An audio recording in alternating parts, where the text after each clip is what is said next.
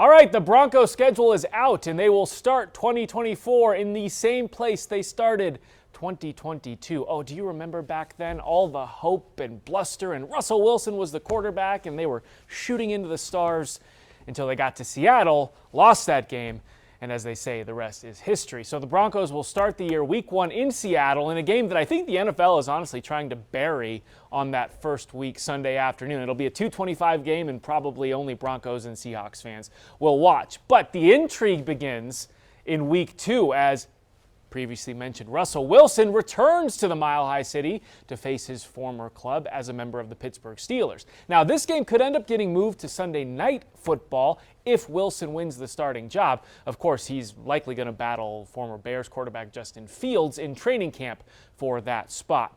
The next most interesting game comes, well, we'll say the Jets in week 4. They fly to the Big Apple to take on Aaron Rodgers and the Jets, hopefully, if he stays upright. The next week, they will start their AFC West schedule with a home date against the hated Raiders. Then in week 7, the Broncos travel to New Orleans to face Sean Payton's former team. That game will be on Thursday Night Football, which makes total sense because the game is probably not going to be all that good if we're honest, but the Payton back to New Orleans storyline will carry much of the pregame, postgame, and broadcast narrative.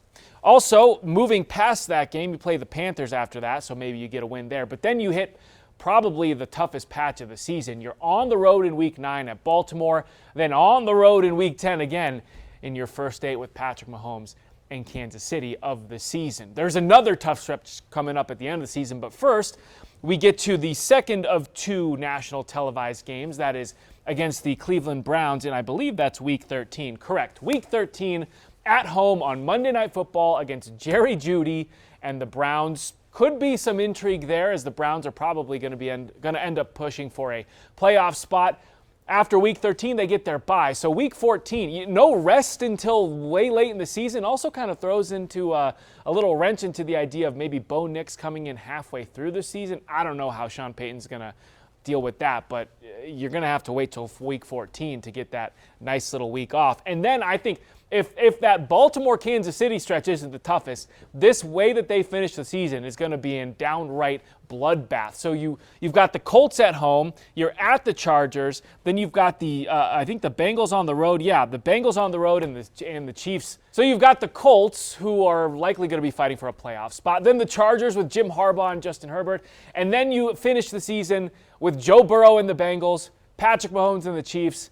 That is just going to be a tough, tough stretch to end the year. So according to people who know these things, this is the 20th most difficult schedule in the NFL heading into next year. That's just based on last year's numbers. So we'll see how that plays out. But early returns on the 2024 schedule, I have the Broncos going 6-11.